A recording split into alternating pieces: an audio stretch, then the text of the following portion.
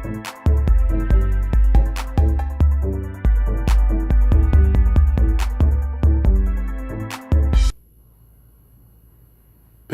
Welcome to the Voices of Reason. I'm your host, Justin, also known as The Yard. Today we have a special guest who goes by the name of Timothy for Hustle 360. How you doing today, man? All right. All right. So tell us a little bit about yourself and what you do. All right, well, I got a clothing line, Hustle 365 apparel. We make t-shirts. I try to make my designs Omaha based, relevant to what's going on around us. Yeah. Got a lot of designs. You catch me on Facebook, Timothy Wyatt, facebook.com, or Hustle 365 apparel. You can find me on my fan page, Hustle 365 apparel. I mean, if y'all ain't noticing, man, look at the hat. That's letting y'all know. I know y'all drove down the Deuce once in your life. You know about the local drugs, So how long you been doing the Hustle 360 for? I've been doing the clothes since 2009. That's when I first started. My partner, Anthony Kellogg, we used to go down to Chef Mike's and eat them little breakfast sandwiches in the morning. Chef Mike's? Yeah. So I'm in there on my laptop. I'm looking for some designs. I'm trying to come up with a label. Mm-hmm. And my partner was in there. He's sitting down at the table. I'm like, man, what you doing? He was like, man, I'm trying to start a clothes. I said, man, me too. So, we going through pictures and stuff, and I seen the picture on his computer. I was like, man, what's that right there? He was like, oh, this cat drew it for me, a long time ago. And he was like, it's cool. And I was like, man, I like that. I was like, man, let me see that, and I'm gonna make that into a reality. Okay. And boom, I go to my dad's house, got my screen printer, and it was history. And it was history after that? It was history. So so you just wanted to make your own clothing line and, it just came to you or you just kind of been dreaming of this as a kid or? Well, I started off selling stripper clothes, had the little spandex, little jumpsuits and stuff like that. Right? Yeah. So, and then I worked my way into going to the swap meets and buying clothes like that, and then bringing them back home and doing put my own little, swag to them, and putting them out like that. And I'm spending so much money on all these other designers' clothes, and why wouldn't I just make my own? That's true, because right now, Omaha, we have a lot of talent. We have a lot of fresh, I want to say fresh meat for the industry, or yes, not even just the industry. You got, as far as right now, you have a little gift for like graphics, because I like that whole apparel right there. And that always brings back memories, especially if you just driving down there, or just seeing that right there. Like that right there just make me think like, oh wow, we used to walk down there, you probably met your first little squeeze or something, something down there reminds you of that. So when you wear that, it always brings memories. Oh yeah. So as far as like, is it more than just, saying like, do you do like, let's say like, some people got like, they have like different kind of designs and try to represent like peace or some type of anti-movement or anything like that. You're not like, are you one of those kind of people that want to kind of like bring something to the community before they can realize what they're doing? Because how some people here, they're probably like, some people they're tearing down the community, some people trying to build it. Yeah. You know what I'm saying? Even with the apparel, like even with the music, anything like that. Oh yeah. I think graphic design, is a powerful. Words is powerful, especially if you putting them on a T-shirt or you putting them anywhere. Because a lot of people, they might look at the design and say, "Oh, local drugs." They can take it as a negative way. They can, but if they don't know. If you don't know about it, yeah. And to me, that's my bread and meat. I went up to that store every day. A lot of black families got their medicine from that store before the Walgreens came and pushed them out of business, the new technology. But, that was a staple in the neighborhood, man. Everybody went up to that store. I remember the first time they got robbed, we were like, man, who would do something like that? Yeah. And you just see how times has changed everything, and we're trying to stay grounded, because a lot is changing around us. North Omaha is changing, and a lot of my designs, I got another one called North Omaha Zoo, because there was a lot of shootings going on around the time, and it got Don't Feed the Animals, under the bottom of it, and they got the rat, the snake, and the stool pigeon, because the police has kind of like separated us, You know, the gangs have kind of dwindled away. So now it's more of the drug game, and you dividing the people.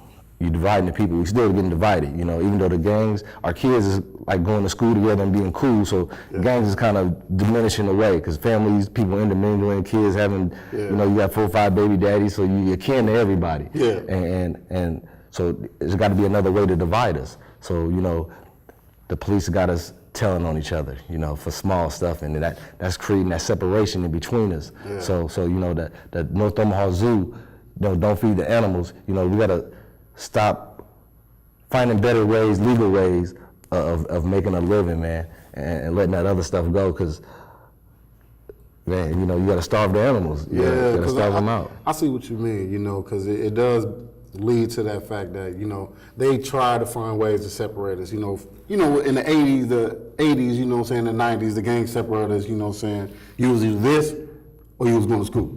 You know what I'm saying? Nowadays, you either gangbanging, you shooting, you dealing, or you using. You know what I'm saying? That's too much, that's cutting too much of us up. You know what I'm saying? And you all sections are judged under one category, negativity. Yeah. So I understand what you mean by the icons it could show. But like, as far as me seeing this right here, that's nothing but memories. Like, have you, you know, you go other places, like, let's say, like, do you have any other designs as far as, like, other parts of the city? You know, like, for say, Peony Park.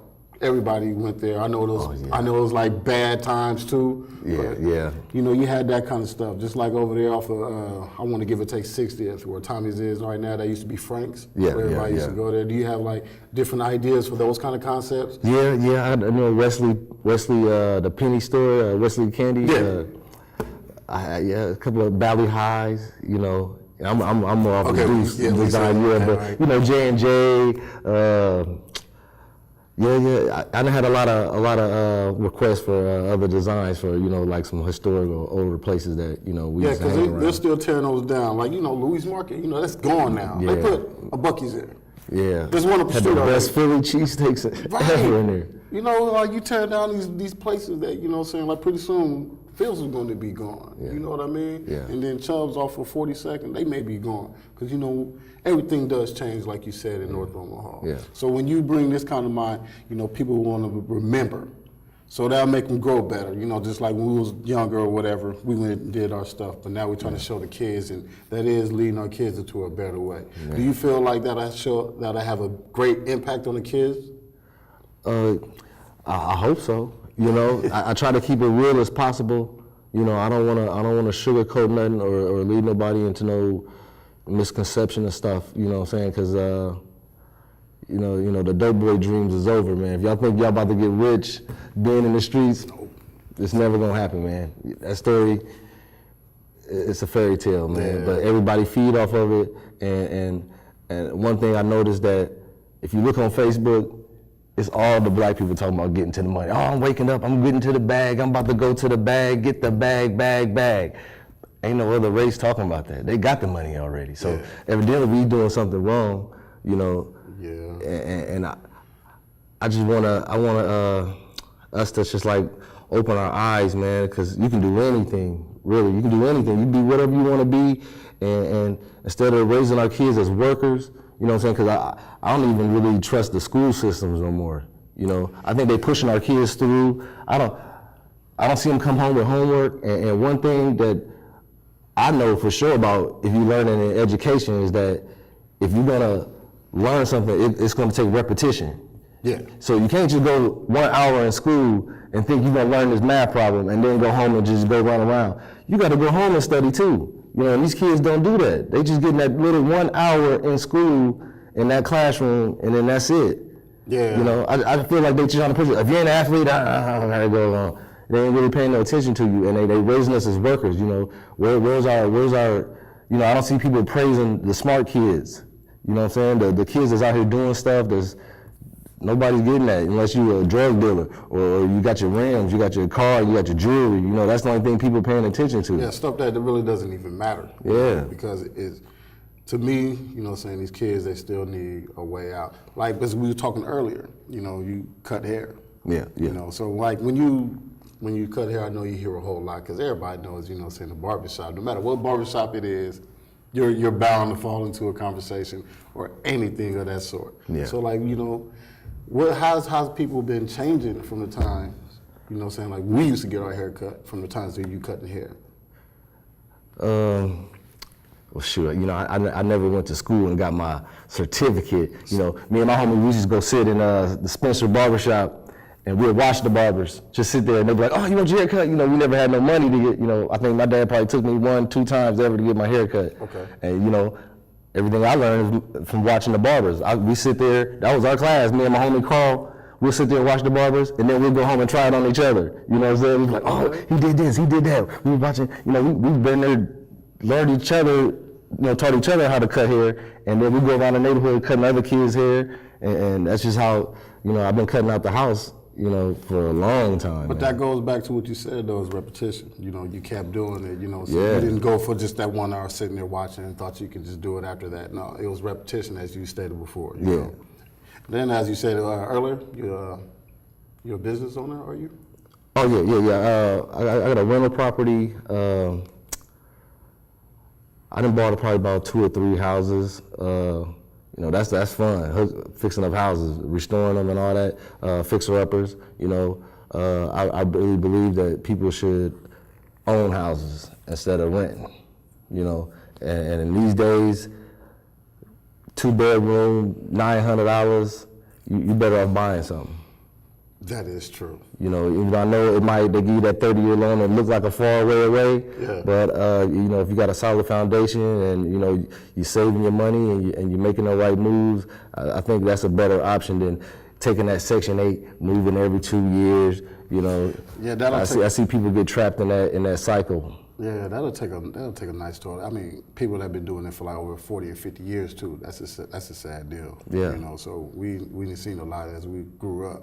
So, as far as like, you know what I'm saying, from when you were like younger, like what has changed from the time you was younger until the time now, you know, from, you know, the clothing line and, you know, in your own business. How can you get up out of that, you know, if you was in that kind of category that the government, you know, separated us in? Well, yeah, going into that next level, you know, I don't think Omaha has a big enough fan base to really, you know, take it to that next level. But I feel that if you know, I stay with my designs because everybody does the same thing everywhere almost. You know, it's just getting that right. It's like a piece of art. You know, you get that right design, that right. And everybody gonna feel it, no matter where you from, where you at. Yeah. They gonna feel it, cause just like when I first saw the logo, I'm like, Hustle 365. Man, you gotta do that every day. You know, everybody gotta do it to pay their bills. It's just something in life you gotta do. And we got the little X11, that's the top of the clock. You know, that's 24 hours a day. That represents the clock, you know. And it's just all says it in itself. It's like an anthem in itself, Hustle 365. Yeah. Man, you can add that to anything. Athletics, academics. Yeah. I can branch it under so many things. It means so much, you know. Well, what about like, let's say like, when you like right now with the outfit you basically got on, I like that outfit, man. Thanks. But you know, when you made that, you know, so how did you feel when you were like, okay, this is nice, you know, like. Because you know how some people like, you know, let's say like a rapper, when they make their first song, they hear themselves. Yeah. They're like, oh, okay, you know what I'm saying, I'm nice. Or, you know, it could have been like, maybe I'll just stick to making beats or stick to producing. I mean, how did you feel when you made your first logo, when you looked at it? Yeah. How did you feel like there was going to be some kind of impact on yourself, if not you, others? Yeah, I felt that. The first time I even laid my eyes on it, like, man, that's nice right there. Yeah. Like, what is that? And, you know, he explained it to me, and it's just all said it in itself. And when other people see it, or when other people wear my clothes and they tell me something good happened to them, It make me feel good, you know. And sometimes I don't even like wearing my clothes, man. I enjoy letting other people wear it first before I do. You know, that's how I feel. I want you to shine. Yeah. You know, and even with this design, you know, they still got the signs up there. Calvin didn't knock it down. You know, he bought the social hall that used to be Local Drugs. It's called the Local Social Hall now, but he left the sign up there. So you know what I'm saying? I'm just like, well, let's do something with this sign. You know, the original sign had pharmacy on top. It said pharmacy, because that's where you get your prescriptions and all that, you know, the old people coming in. So I was like, okay, you know, I'm gonna change it up a little bit. I took the pharmacy off and you know, kept the rest of the part, and I felt that, you know, that was a little catchier than, you know, I didn't want to put too much on the drugs part, but it's just the neighborhood, man. So much happened, you know, so many, I done lost some friends down there. You know, my friend Otis Moore, he got shot in the alley down there, you know, some gang stuff, and man, it just mean a lot, man, that, you know, the neighborhood, the man, community. Yeah, man, yeah. So how I know when I came down there, you know, it was a lot of things has changed down there. Even they started even from like, what was that, Spratt, and then all the way back to like, with the Cummings. They're doing a lot of renovation over there. First we seen the houses, you know, no big deal. Yeah. Everybody wants a new house. But then when they start, you know, tearing things down, and then, you know, the blue line, you walk in there, it's not the blue line no more. You can't go in there and get your hair cut. Yeah. You know, you can't go in there, and it's all something different now, which is good, you know. Yeah. People go down there and look for work, look for jobs and stuff, but Bro, Fair Deal's back. yeah. So you see how a lot of things have changed down there. Yeah. I mean, how do you feel like that impacted that area when all the changes came about?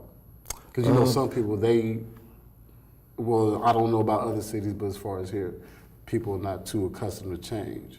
So you know, some people, they'll just move out of there, or some people, they'll just stay. But how did you see that area after all the changes that have been going on?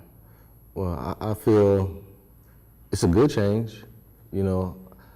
You know, ain't no zombies really too much. They kind of left them by the spawning, but you know, they didn't clean the zombies up down 21st Street. You know, if you're Omaha native, you know, the 21st Street, the track, you know, and they didn't clean it up. You know, they did a good job of cleaning it up, man. I mean, you know, they got the assisted living place down by the airport now, so you know, they got a lot of a better facility to help the people that's not, you know, able to help themselves. Okay. So, you know, it's not too. I think that's down. You know, I think that's a real good thing for the community and the neighborhood, and I feel that we're getting a lot of Latino neighbors now. You know, and I've seen that. I feel we need a little more Latino Black relations. You know what I'm saying, amongst each other, because we really, you know, we go to work, hey, you know, we barely talk to each other, you know, as long as we keeping, you know, the space clean, you know, everybody cool. Okay. But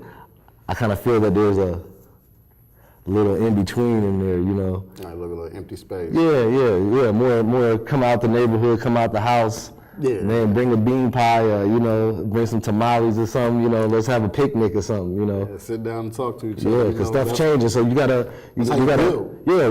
be respectful of their culture and their ways, and you know, they would need to learn us too, so we don't have that, you know, no negativity or nothing like that. Oh, okay. So let's say, like, you know, there's a lot of things that you seen as you was younger. Are you know, like, let's say, like, good things, good times, barbecues, you know, like Omaha Day and Juneteenth and stuff like that. Now, were you willing to put like some of that stuff on some of the designs you have? Yeah, I've been trying to do a design for Omaha Day, you know, but I know a lot of older cats be already on it, so you know, I don't really want to get too much into. You know, like community annual events. You know, I will donate something, or if anybody need anything, you know, I'll help them out in that fact. But you know, I understand. Yeah, that's another thing that goes on in Omaha that, you know, it needs to be represented, you know, from all angles. And you know, I think the last 2 Omaha days have been pretty good. Oh. I know, like, a few years back, you know, it was a couple little bad instances, but You know, for the most part, everything, I think it's getting a little better. Okay. You know, the community is getting better. So you tell people how they can reach you, man, you know, in case they want, you know, one of these shirts or the hats. Oh yeah, you can look me up on Facebook. I don't have a website yet. You know, that website stuff is tricky, man. Okay. I was wasting a lot of money doing Oh man, it's a learning process, man. It's a learning process. You know, these web designers. Yeah, they like to have a little bit. Man, they'll get you. Okay. But man, Facebook, Timothy Wyatt.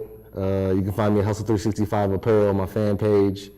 Leave a message, I'll hit you back. I mean. Yeah, because, man. Or if you know me, call me. Nice. You know what I'm saying? Like for me personally, like let's say like do you do like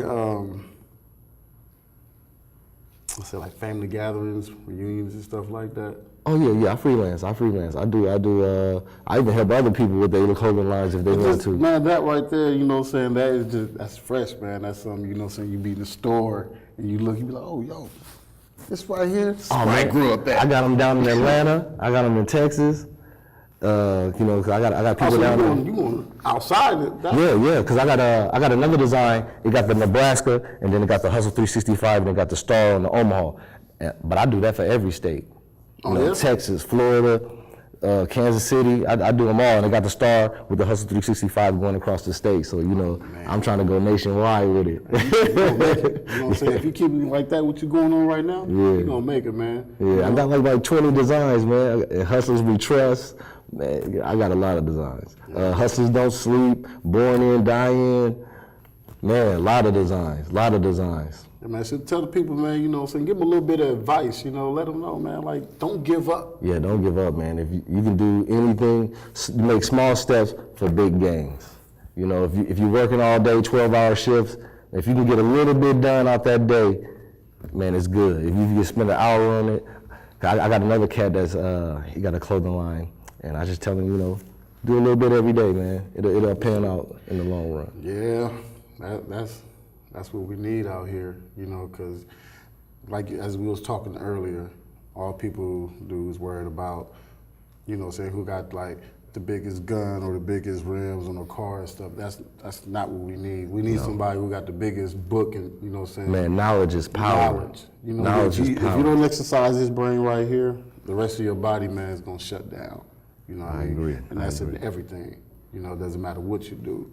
I mean, as I look at it, it's like, you know what I'm saying, the way you got it going, you know what I'm saying, it should shine some light on some of these people. Because I know that we talked earlier, you know, we don't have a fan base big enough, but sometimes it just take that little spark, you know what I'm saying, to ignite a fire. So even for the young kids that's in the gang violence, look up Omaha Paintball, Facebook. I go paintballing on Sundays, 3 o'clock.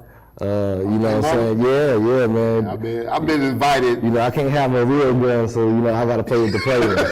Yeah, I've been invited, man, but I don't think I'm gonna sign up for that. You know, I